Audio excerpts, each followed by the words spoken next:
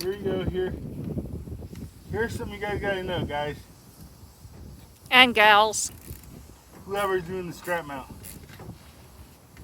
Now, here's a perception of how they do things old days and now. If you look at all the components here, they're either brass or copper.